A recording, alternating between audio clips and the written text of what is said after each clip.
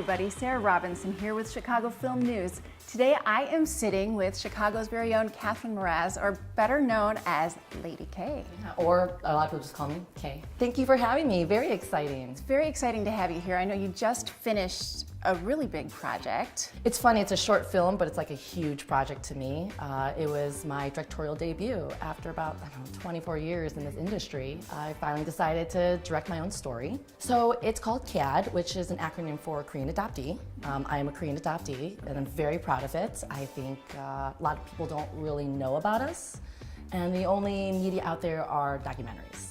So I wanted to create a window into the life of a Korean adoptee. There's an identity issue here. There's almost an identity crisis that every adoptee, Korean adoptee goes through.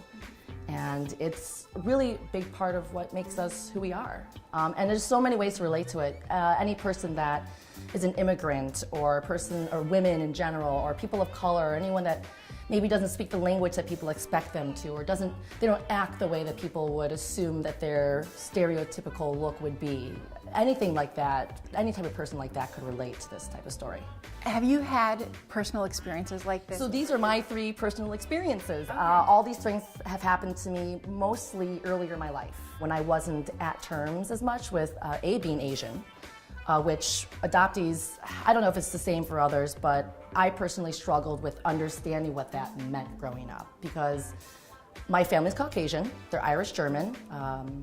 I really value that culture, very much so, in American culture, but I wanted to be an actress, and I never saw other Asians on television or in the media, and I thought, well, that's me. I had to learn to identify with that, and as I grew up through my teens and then my young adult years, I had really big identity issues, just trying to understand what that was and what was being Asian enough or not being Asian enough. And I discovered that there is no such thing as being Asian enough. Like, you really can create your own definition of who you are, and that's a big part of what KAD is. Your industry background is long and vast. You work your butt off, right? But you also are creating lots of opportunities for other people. Thank you. I really appreciate that, because I felt growing up I didn't have any opportunities.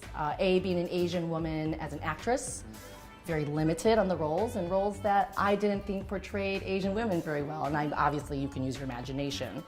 But as I got older, I realized it wasn't just on screen, it was actually pretty much every aspect of the industry, every aspect of the art industry, the entertainment industry, and then even more so just life.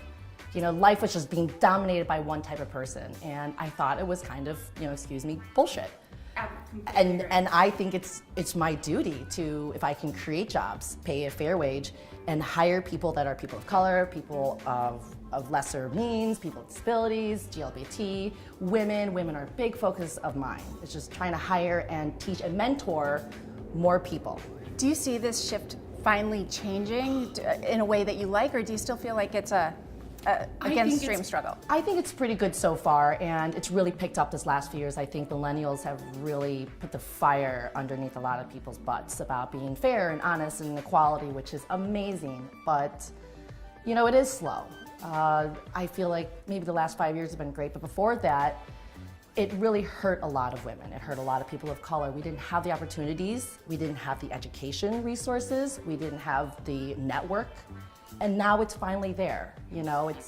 If you work hard, you can actually get somewhere. And it's not about the status quo. And you can't be a mean person in the industry. You really do have to know how to communicate, work with diversity, work with women, or else you're just not going to make it anymore. And that wasn't the case 23 years ago.